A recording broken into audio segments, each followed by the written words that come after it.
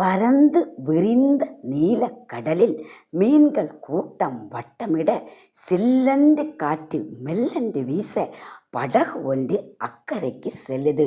இயேசுவும் சீஷர்களும் பயணிக்க குதூகலம், கொண்டாட்டம், மகிழ்ச்சி. படகு சற்று முன் செல்ல திடீரென்று புயல் காற்று. காற்றும் கடலும் மலையும் திரையும் பொங்கி எழும்ப சீஷர்கள் பயந்து நடுங்கி இயேசு பின்னணியத்தில் நித்திரை பண்ணுகிறதை கண்டு, போதகரே, மடிந்து போகிறோம், உமக்கு கவலை இல்லையா? எழும்பும் எழும்பும்.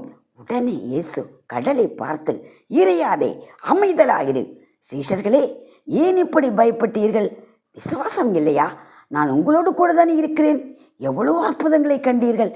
சீஷர்கள் ஒருவரை ஒருவர் பார்த்து, காற்றும் கடலும் இவருக்கு கீழ்ப்படுகிறதே, உம்மை நோக்கி கூப்பிட்டு தப்பினார்கள். சங்கீதம் 22:5.